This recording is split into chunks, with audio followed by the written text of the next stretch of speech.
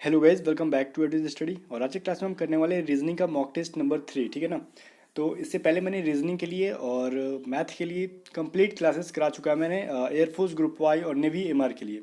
अगर अभी भी आपको कुछ चैप्टर्स बाकी है तो जाओ प्लेलिस्ट में उसका प्लेलिस्ट चेक करो, पूरी की पूरी कोर्सेज को आप लोग कर लो एग्जाम से पहले। लॉकडाउन का अच्छा खासा फ़ायदा उठाओ, फिर देखना एग्जाम में धमाल मचा दोगे, ठीक है ना। अभी एग्जाम में देखो, इसमें जो है ना 15 टोटल क्वेश्चंस मैंने इस मॉक टेस्ट में ऐड किए हैं, और इसमें से एक क्वेश्चन मैं आपके लिए रखा हूँ कि उसका आंसर आप दोगे थोड़ा सा सोच समझ कर, ठीक है। और कमेंट करके बताना उस क्वेश्चन का आंसर। बाकी टोटल 15 में से मतलब 14 हुआ ना, मैं आपको लास्ट में उसका आंसर बता दूंगा जो क्वेश्चन मैं आपके लिए दूंगा। तो बताना कि 15 में से टोटल आपने कितने क्वेश्चंस को सॉल्व किए। ओके, फर्स्ट क्वेश्चन है हमारा, देखो ये रहा। मैं इसको जूम इन कर देता हूँ बिकॉज आपको क्वेश्चन के साथ साथ ऑप्शन भी दिखे। तो देखो आपको क्या बोल रहा है, 3 है, 45 है, 9 है, 6 है, फिर यहाँ पे 8 है। तो बोल रहा है यहाँ पे क्या फील होगा, जबकि यहाँ पे 10, 1 to 2 एंड आपका है 12। तो बोल रहे हैं यहाँ पे क्या फील करना होगा, ठीक है ना। थोड़ा सा माइंड लगाओ यहाँ पे, शार्प माइंड यूज़ करो अपना। मुझे पता है कि आपके पास अच्छा खासा है, और लॉकडाउन में घर बैठे बैठे उसको जंग मत लगाओ। जितनी प्रैक्टिस करना है करो, तभी आपको रीजनिंग में मतलब सोचने की समझने की सब जो है ना आपकी कैपेसिटी बढ़ती जाएगी, ठीक है। चलो अब वीडियो को रोको, सॉल्व करो। अगर सॉल्व नहीं किया तो सॉल्व कर लिया तो अच्छी बात है, मैं सॉल्यूशन बताता हूँ। देखो यहाँ पे 45 कैसे आया। 3 एंड 9 का क्या रिलेशन है, देखो 3 का स्क्वायर करो, 9 का स्क्वायर करो, क्या होगा। 3 का स्क्वायर क्या होता है भाई, 9 होता है, और 9 का स्क्वायर क्या होता है, ये होता है हमारा 81। तो इसको जब हम ऐड करेंगे तो क्या होगा, 90। तो 90 को 2 से डिवाइड कर दो, बचेगा हमारे पास 45, ठीक है ना। मतलब 3 का स्क्वायर और 9 का स्क्वायर को ऐड करके 2 से डिवाइड कर देंगे तो हमारा 45 बचेगा। वैसे ही देखो 10 और 12 है, तो 10 का स्क्वायर क्या होता है, 100। 12 का स्क्वायर 144, तो इसको जोड़ेंगे तो क्या होगा, 244, और इसको जब 2 से हम डिवाइड कर देंगे तो 122 बचेगा, जो कि हमने यहाँ पे लिखा है, ठीक है ना। और ये सारे में वही काम करना है। तो 6 का स्क्वायर 36, 8 का स्क्वायर 64, ठीक है। तो ये हमारा 100 हुआ, 100/2 equal to 50। Option number C is equal to right answer. So I hope you haven't any doubt. Question number second, यहाँ पे देखो 72 है, 90 है, 132 है, 42 है। तो नेक्स्ट वाला सीरीज में क्या होगा। तो देखो मैं डायरेक्ट आपको सॉल्यूशन पे आऊँगा, बिकॉज सॉल्यूशन के लिए मैं आपको ज़्यादा टाइम दूंगा तो वीडियो बहुत बड़ा बन जाएगा। तो आपको वीडियो को यहाँ पे जो पॉज बटन है यहाँ से पॉज कर लो, मतलब वीडियो को रोक लो, स्टॉप कर लो, यहीं पे सॉल्व करो कॉपी पे। अगर नहीं होता तो मेरा सॉल्यूशन से मैच कराओ।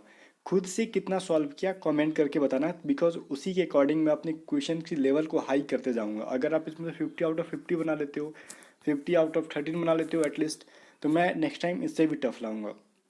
देखो 72 है, 90 है, 132 है, 42 है, ठीक है। तो इसमें से क्या क्या हुआ है देखो, मुझे उम्मीद है कि आपने सॉल्व किया होगा। देखो 72 90 के साथ क्या रिलेशन है, 72 को क्या लिख सकते हैं हम लोग। हमारा यहाँ पे लॉजिक है, सबसे पहले तो आप बोल सकते हो ये सारे के सारे क्या है भाई, इवन नंबर है। इवन मतलब क्या हो सकता है भाई, एक होता है ऑड और एक होता है इवन। इवन का मतलब होता है सम संख्या, ठीक है, और ऑड का मतलब होता है विषम। तो ऑप्शन में हम क्या करेंगे, इवन नंबर सम संख्या चुनेंगे तो हमें दो दो मिल जा रहे हैं, ठीक है। तो हमें ये तो रूल लगेगा नहीं। एक रूल और क्या है, ये है कि 72 को जब हम लिखते हैं तो 8 × 9 में तोड़ सकते हैं। ये दो कंटिन्यू डिजिट का जो है ना, डिजिट का क्या भाई मल्टीप्लाई है।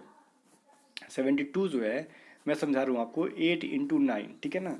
वैसे 90 जो है, देखो ये भी कंटिन्यू दो डिजिट को क्या करेंगे, मल्टीप्लाई करेंगे। जैसे 9 10, 8 और 9 एक साथ आते हैं गिनती में, 1 2 3 4 5 6 7 8 9 ऐसे पढ़ते हो ना।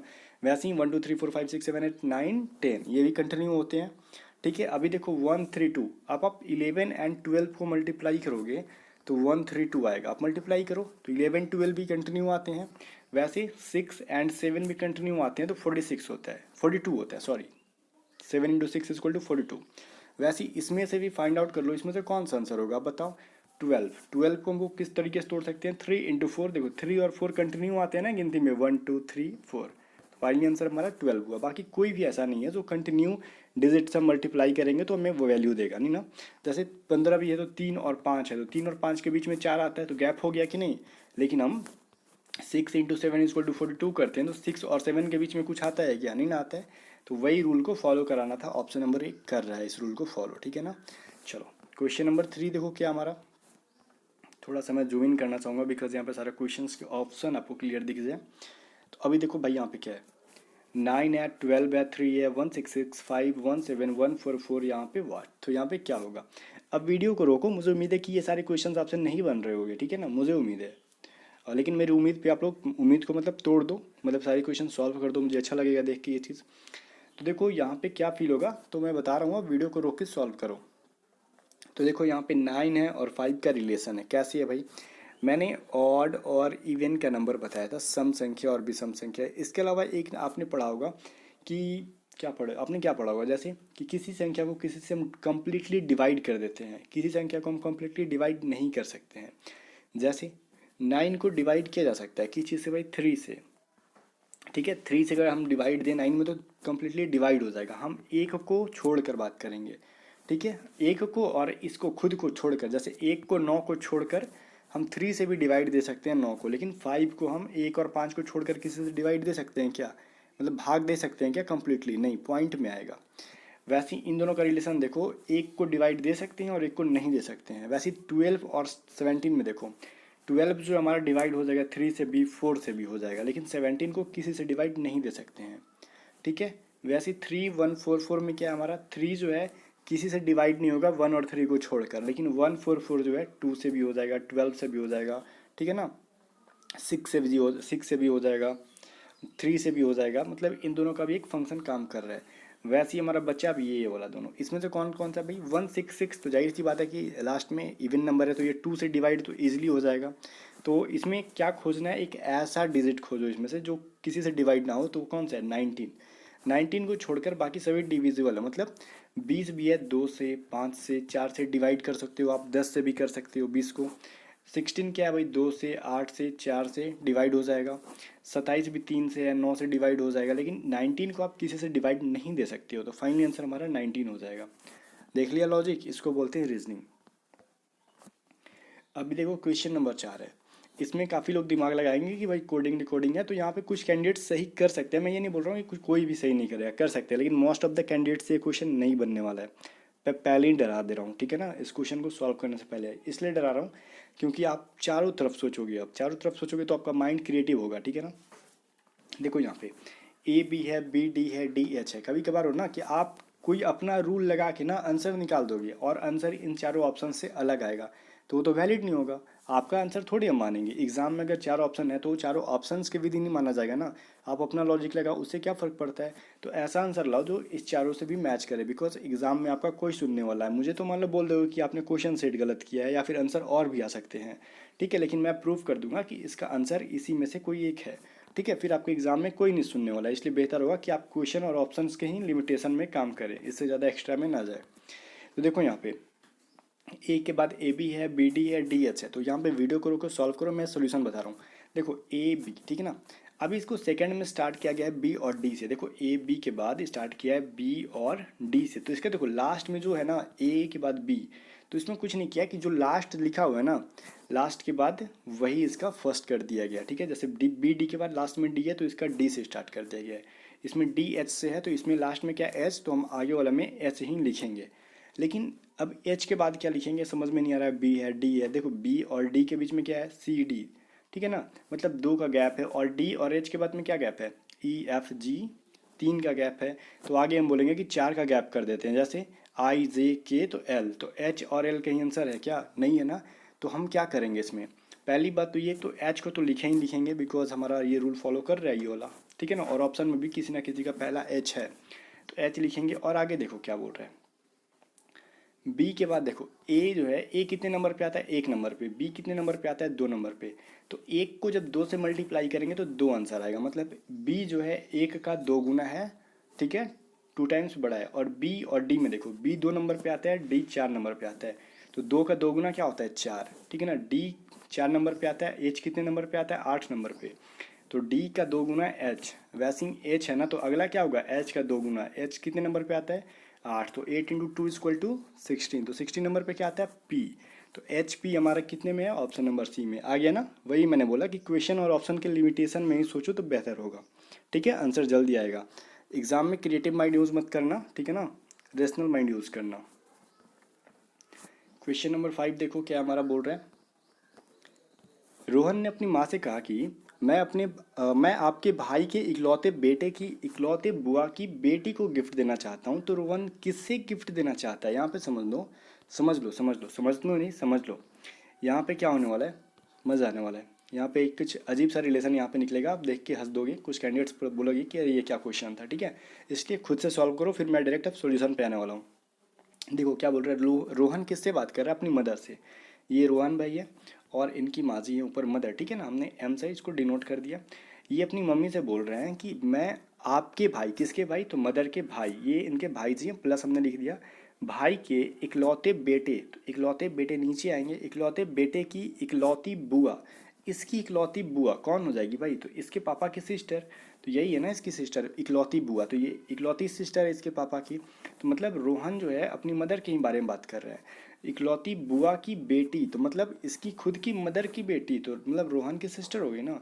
तो रोहन की सिस्टर को गिफ्ट देना चाहता है, तो रोहन किसे गिफ्ट देना चाहता है, मतलब अपनी, मतलब मामा के बेटे की बुआ की, मतलब इकलौती इकलौती जोड़ लेना, बुआ की बेटी को, मतलब समझ में आया ना, खुद की बहन को ये गिफ्ट देना चाहता है। अब ये समझ में आ दो, फिर से मैं समझा दूं। देखो रोहन है, वो बोल रहा है अपनी मम्मी से कि मैं आपकी, अपनी मम्मी से बोल रहा हूँ आपके इकलौते भाई, अब इकलौते भाई के इकलौते बेटे की इकलौती बुआ। अब इसकी बेटे की इकलौती बुआ कौन होगी, इस अपने इसके पापा की माँ, पापा की बहन, ठीक है। और इसकी पापा की बहन कौन है, रोहन की माँ है, ठीक है। ठीक है, इसकी इकलौती बुआ है और इसकी इकलौती बुआ की इकलौती बेटी भी है। इसी को रोहन गिफ्ट देना चाहता है, तो ये इकलौती बेटी क्या लगी, रोहन की सिस्टर लगी कि नहीं, है ना। ऑप्शन नंबर सी को ये क्या करेगा भाई, गिफ्ट दे रहा है। देखो ना रिलेशन कैसा निकाल दिया गया, खुद डायरेक्ट नहीं बोला कि मैं आपकी बेटी को या फिर अपनी बहन को गिफ्ट देना चाहता हूँ। नहीं नहीं, आपकी इकलौते भाई के इकलौते बेटे की इकलौती बुआ की इकलौती बेटी को गिफ्ट देना चाहता हूँ। समझ रहे हो ना, कितना घुमा फिरा के बात किया गया। अभी देखो, अब ये क्वेश्चन देख के किसी को हार्ट अटैक ना आए, प्लीज़ रिक्वेस्ट है मेरा, ठीक है ना। कुछ कैंडिडेट्स ऐसे भी होंगे कि भाई देखो घर में अब तो रनिंग के लिए जा नहीं रहे होंगे, घर में बैठे बैठे उनका नस काम नहीं कर रहा होगा, हार्ट अटैक भी आ सकता है। सो पेशेंस के साथ इस क्वेश्चन को देखना, ठीक है ना। यदि श्याम ने एक गेंद मतलब बॉल को अपने पिताजी को रखने के लिए दिया था, ठीक है, कितना इजी सा लैंग्वेज है। एक बॉल है, श्याम ने अपने फादर को बोला पापा रख लो इसको। उसके पिताजी ने क्या किया, पिताजी ने उस गेंद को अपनी भतीजी को दे दिया। भतीजी मतलब अपने बेटे की, सॉरी अपने भाई की बेटी को, ठीक है ना, भतीजी को दे दिया। और उनकी भतीजी ने क्या किया, उस गेंद को अपनी बहन के हाथों अपने दोस्त को भिजवा दिया। और उस भतीजी ने क्या किया, खुद नहीं, दोस्त को ले गई। मतलब उस भतीजी ने, अपनी एक बहन थी और उस बहन से बोला कि लीजा मेरे इस दोस्त को दिया, ठीक है। तो उसकी बहन ने उसके दोस्त को दिया। अब उसके दोस्त ने उस गेंद को अपनी छोटी बहन को खेलने के लिए दे दिया। ये काफ़ी लफड़ा वाला बात है। अब क्या बोल रहा है, गेंद जितने भी बार अलग अलग लोगों के पास जाती थी तो गेंद की वजन में 10 ग्राम की कमी आ जाती थी। ये लो, ये तो बहुत बड़ा मतलब जादुई गेंद है ना। गेंद की वजन में 10 ग्राम की कमी आती थी, ठीक है ना, डिक्रीज हो जाता था। तो वर्तमान में गेंद का वजन जो है 30 ग्राम है। मतलब अब ये जो फाइनल लास्ट में आया ना, वो जो जैसे उसकी दोस्त ने छोटी बहन को जब दे दिया, अपनी छोटी बहन को, तो उस टाइम उस बॉल का जो वेट था 30 ग्राम था। तो बोल रहा है कि प्रारंभ में गेंद का वजन कब था, प्रारंभ में कब, जब वो गेंद श्याम के पास था तब, ठीक है। तो अभी यहाँ पे देखो श्याम किसको दिया, यहाँ पे मैं लिखता जाऊँगा, पहले अपने पापा को दिया, ठीक है। उसके पापा ने किसको दिया, भतीजी को दिया। भतीजी ने क्या दिया भाई, भतीजी ने उस गेंद को अपनी बहन के हाथों, अपनी बहन को, उसकी बहन के हाथों अपने दोस्त को, ठीक है। मतलब पहले तो उसकी बहन को हाथ में आया ना, उसके बाद उसकी दोस्त के हाथ में गया, ठीक है, दोस्त को दे दिया। और उसके दोस्त ने क्या किया, वो अपनी छोटी बहन को दे दी। तो कितने लोग के हाथ में गया, 3 2 5 लोगों के हाथ में गया। भले ही उसकी बहन दोस्त को दे आई, रखी नहीं, लेकिन खुद तो हाथ में पकड़ी ना। तो हाथ में पकड़ी तो 10 ग्राम वेट घट गया। तो 5 लोगों ने उसको बॉल को छुआ श्याम के अलावा, ठीक है। तो श्याम के अलावा पाँच पाँच लोग, तो कितने ग्राम वजन घटा, 50 ग्राम। और वर्तमान में मतलब कि और कितनी है, 30 ग्राम। तो पहले कितना था, तो 50 + 30 क्या होगा, 50 + 30 = 80 ग्राम। तो पहले 80 ग्राम था और 5 लोगों के पास गया तो 50 ग्राम घट गया, तो 30 ग्राम अब बचा हुआ है हमारा, जो कि यहाँ पे दिया हुआ है। तो हमारा आंसर कौन सा हो जाएगा भैया, 80 ग्राम का शुरू में बॉल था ये, ठीक है ना। ये क्वेश्चंस देख के किसी को हार्ट अटैक तो नहीं है ना, चलो आंसर देख के मतलब रिलैक्स फील कर रहे हो यार, क्वेश्चन में कुछ भी नहीं है। अभी देखो ये क्या बोल रहा है, यदि किसी माह की 23 तारीख को रविवार है, किसी मंथ में 23rd डेट जो है ना, उस दिन क्या है भाई, संडे है। 23 को क्या है भैया, संडे, संडे है। तो 2 सप्ताह और 4 दिन पहले कौन सा दिन पड़ेगा, 2 सप्ताह और 4 दिन पहले, मतलब 2 सप्ताह में कितने दिन हुए, 14 दिन, 7 7 14 और 4 दिन, तो 18 दिन हुआ ना।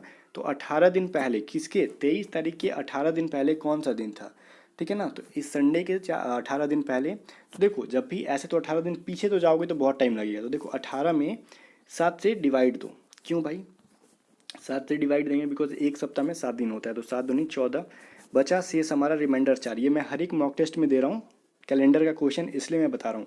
तो 4 दिन, तो 4 दिन जो बचा ना उसको संडे में घटा दो, संडे में 4 दिन माइनस कर दो, तो हमारा जो है तो 2 सप्ताह 4 दिन पहले मतलब 18 दिन पहले वही दिन होगा।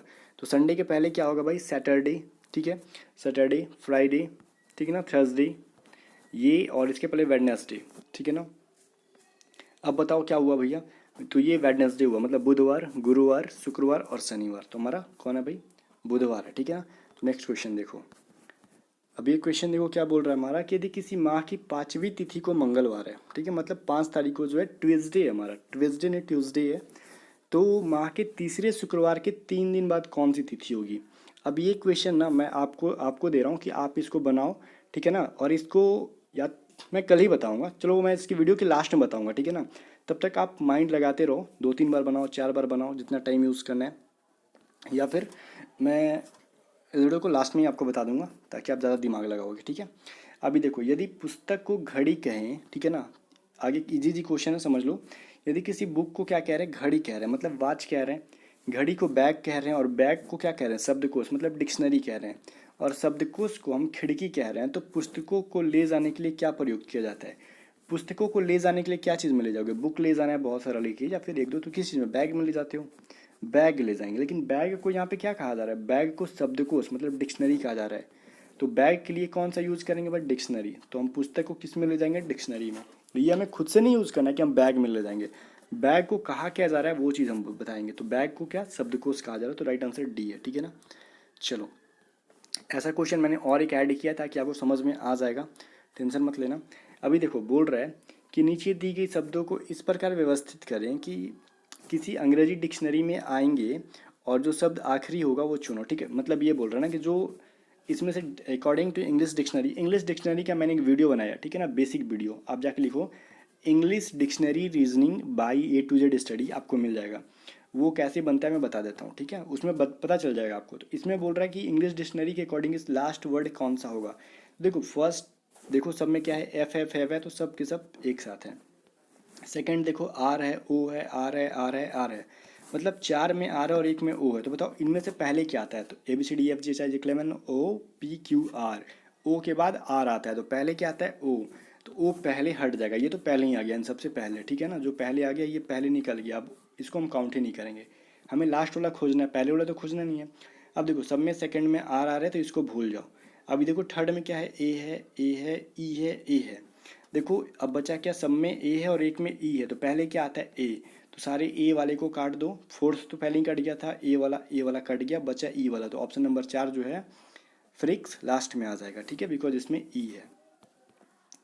नेक्स्ट क्वेश्चन देखो क्या हमारा है, क्वेश्चन नंबर 11, ठीक है, 11 नंबर क्वेश्चन वैसा ही है जो मैंने पिछली बार दिया था। यदि पुलिस को शिक्षक कहा जाए, एक पुलिस को टीचर कहा जाता है, शिक्षक को राजनीतिक मतलब पॉलिटिशियन कहा जाता है, किसको, एक टीचर को, और एक पॉलिटिशियन को डॉक्टर कहा जा रहा है, और डॉक्टर को क्या, लॉयर कहा जा रहा है, मतलब वकील कहा जा रहा है, वकील को सर्जन कह रहा है, तो अपराधियों को कौन पकड़ेगा, देखो क्रिमिनल को कौन पकड़ता है, पुलिस, लेकिन पुलिस को कहा क्या जा रहा है यहाँ पे वो बताओ, पुलिस को शिक्षक कहा जा रहा है ना, हाँ, तो यहाँ पे आंसर क्या होगा, शिक्षक जो है अपराधी को पकड़ेगा। हमें मतलब नहीं है वास्तविकता में क्या होता है, रियलिटी क्या है उससे नहीं मतलब है, हमें क्वेश्चन के अकॉर्डिंग चलना है, ठीक है। Option number C right answer है। अभी देखो क्वेश्चन नंबर 12 क्या है, स्ट्रीम लाइन के दूसरे, पाँचवें और छठे और 10वें अक्षर को मिलाकर कोई सार्थक अंग्रेजी शब्द बनाना, ठीक है ना, तो बताना कि उसका तीसरा जो है अक्षर क्या होगा, मतलब इसका दूसरा, पाँचवा, छठा और 10वां, इसमें से लेटर निकालो, जो वर्ड बनता है उसका तीसरा तीसरा अक्षर, तीसरा जो है लेटर निकालो क्या होगा। वीडियो को रोक के बनाओ, मैं बताता हूँ। देखो दूसरा कौन है, टी है, पांचवा कौन से हमारा इसमें सा, 1 2 3 4 5, ठीक है ना, क्या हमारे पास ए है, ए, ठीक है ना, चलो सही बात है। इसके बाद छठा हमारे पास ये है, एम है, और 10वां हमारे पास ई है। मैं काउंट करने लगा था उस टाइम रुक गया था, तो ठीक है ना। तो ये 4 हमारे पास लेटर मिलते हैं, और इससे TAME, टामी, ये तो कोई वर्ड नहीं है, इससे कोई वर्ड बनाना, जो कौन सा बनेगा भाई, टीम, टीम क्रिकेट खेलते हो ना, टीम, ये टीम बना। आप बोल रहे हैं इस टीम का जो है सार्थक जो शब्द बना, मतलब अच्छा जो मतलब ये समझ लो कि जिसका मीनिंग होता है वो एक वर्ड बना, तो उसका तीसरा अक्षर क्या है, तो ए है ना, टीम का तीसरा अक्षर ए। तो फाइनली आंसर हमारा ऑप्शन नंबर डी है जिसमें कि ए दिया हुआ है। ठीक है, चलो क्वेश्चन नंबर 13 देखो क्या बोल रहा है। यदि जन्मदिन पार्टी में 5 मित्र आए हैं, 5 फ्रेंड आए हैं, एम उसमें से देखो एक जो है पंक्ति में बैठे हुए हैं, कैसे, ऐसे, ठीक है ना। एम जो है बाईं ओर है, और को ओर पढ़ना है, यहाँ पे मैंने से टाइपिंग में और लिख दिया मैंने, ठीक है ना। बाईं ओर है ओ की, ओ के मान लो कि यहाँ पे एम किसके बाईं ओर है भाई, ये ओ की, ओ यहाँ पे, तभी तो लेफ्ट में इधर लेफ्ट है और इधर राइट है ना। तो इसके लेफ्ट साइड में ओ के, एम बाईं ओर है ओ के, और दाईं ओर है पी के, ठीक है ना। पी के दाईं ओर है पी के, ये पी है, पी के राइट साइड में एम है बोल रहा है, ठीक है। और बोल रहा है एस बैठा है दाईं ओर टी के, किंतु बाईं ओर पी के, ठीक है ना। किंतु पी के सॉरी यहाँ पे मैं आगे बढ़ गया कुछ ज़्यादा। ये बोल रहा है एस बैठा है दाईं ओर टी के, ठीक है ना, किंतु बाईं ओर। इस क्वेश्चन को मैं फिर से बनाना चाहूँगा बिकॉज यहाँ पे लैंग्वेज का कुछ प्रॉब्लम है, ठीक है ना। आपको भी समझने में प्रॉब्लम आ रहा होगा, मुझे भी समझने में प्रॉब्लम आ रहा था, बिकॉज इसका लैंग्वेज में कुछ गलती लिखा गया है। यहाँ पे समझ लो, लिखा सब कुछ सही है, और कुछ और को ना ऐसे लिख लेना अपने कॉपी पे, तब आपको पढ़ने में सही लगेगा। सबको मैंने और लिख दिया तो पढ़ने में कन्फ्यूज़न हो गया था मुझे भी। अब देखो मैं समझ चुका हूँ कि मैंने क्या गलती किया है। इस और को और कर ले, बाकी सब कुछ सही है। देखो एम बाईं ओर है, और नहीं बाईं ओर है ओ के, तो ओ हमारा इधर है, तभी तो इधर लेफ्ट साइड में एम है ना, हाँ। और दाईं ओर है पी के, ठीक है ना, पी के बाद यहाँ पे स्टॉप हो जाओ, पी के दाईं ओर, ठीक है ना।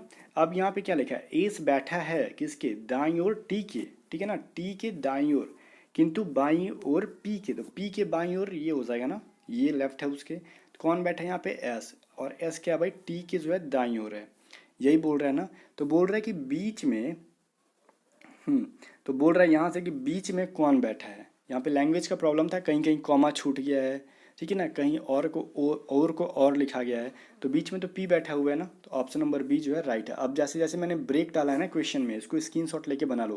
पहला है देखो, यहाँ पे ब्रेक दे देना, फुल स्टॉप दे देना, ठीक है, और एक फुल स्टॉप यहाँ दे देना, फिर देखो मज़ा आ जाएगा, क्वेश्चन बनाने में आपको ईजी लगने लगेगा, ठीक है ना। चलो, और को और लिख देना जहाँ जहाँ और लिखा हुआ है, ठीक है ना, फिर आप क्वेश्चन को इजीली सॉल्व कर लोगे।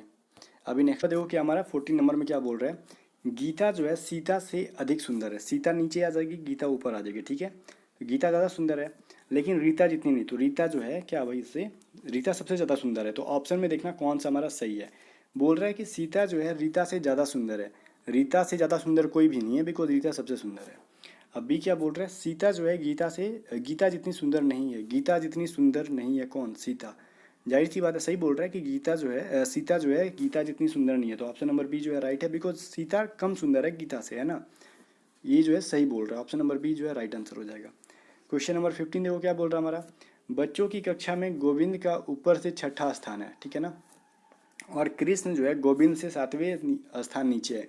कौन से, छठे स्थान और 7वें स्थान। अब इसको मैं बेसिक नहीं बताऊंगा बिकॉज इसका मैंने फार्मूला बहुत बार बोला है क्या। यहाँ पे एक चीज़ ऐड कर लेना, टोटल कितने 32 बच्चों की, सॉरी 35 बच्चों की कक्षा में, यहाँ पे मैंने 35 छोड़ दिया, ठीक है ना, इसको ऐड कर लेना क्वेश्चन में। 35 बच्चों की कक्षा में गोविंद ऊपर से कितने, छठे स्थान पे है, और कृष्ण जो है गोविंद से 7वें स्थान पे। तो इसका मैंने बताया था एक फार्मूला, टोटल, ठीक है ना, टी मैंने यहाँ पे टोटल के लिए क्या बताया था आपको, t minus n plus one, मतलब टोटल जितने बच्चे हैं उनमें से एन बच्चे, मतलब ये छठे 7वें जो है ना करके क्वेश्चन में दिया जा रहा है वो। तो टोटल कितने बच्चे थे, मैंने बोला 35 बच्चे, 35 बच्चे बोला ना, 35, तो टोटल 35। और ये क्या, एन का मतलब छठा और एक है 7वां, तो इन दोनों को जोड़ दो, 6 और 7 क्या हुआ भाई, 13, ये मैंने पहले ही बताया था। और ब्रैकेट में बाद 1 करना, ठीक है। तो 35 में से 13 गया, क्या बचेगा हमारा बताओ, 22, 22 प्लस 1 इक्वल टू क्या बचेगा, 23, ठीक है ना। तो 23 है ना, नीचे से कौन सा स्थान हो जाएगा कृष्ण का, 23वां हो जाएगा। ऑप्शन नंबर डी राइट है। और यहाँ पे ऐड करना 35, मैं आपको पीडीएफ दूंगा सब कुछ सही करके, अगर दूंगा तब। तो ये तो क्वेश्चन नंबर 15 था, लेकिन एक क्वेश्चन हम छोड़ रहे थे, और वो क्वेश्चन कौन था भैया हमारा, क्वेश्चन नंबर 8 नहीं था, मैं देख लेता हूँ कौन सा क्वेश्चन था। क्वेश्चन नंबर 8 ही था, 8 नहीं था, 8 ही था, ठीक है ना, मैं बोल रहा हूँ 8 नहीं था, यही था। देखो यदि बोल रहे किसी माह की 5वीं तिथि को ना आपने बनाए तो बहुत बड़ी बात है, और नहीं बनाया तो फिर कोई बात नहीं, टेंशन मत लेना। 5वीं तिथि को मंगलवार है, तो तीसरे शुक्रवार, ठीक है ना, तीसरे शुक्रवार के 3 दिन बाद कौन सा दिन होगा?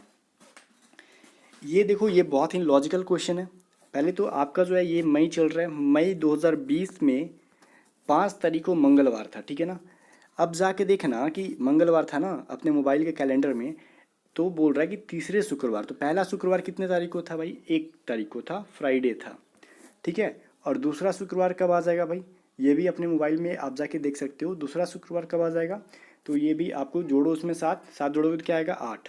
7, एक में 7 जोड़ेंगे तो 8, में फिर 7 जोड़ेंगे तो 15। तो हमारा तीसरा शुक्रवार 15 तारीख को आएगा, ठीक है ना।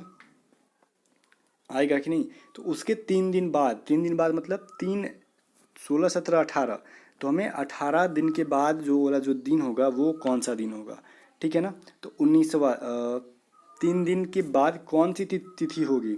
तो 18 तारीख के बाद कौन सा तारीख आता है? 19वां तारीख आता है। एक बार फिर से मैं समझा दूँ, ये बिल्कुल भी करंट क्वेश्चन मैंने दे दिया है।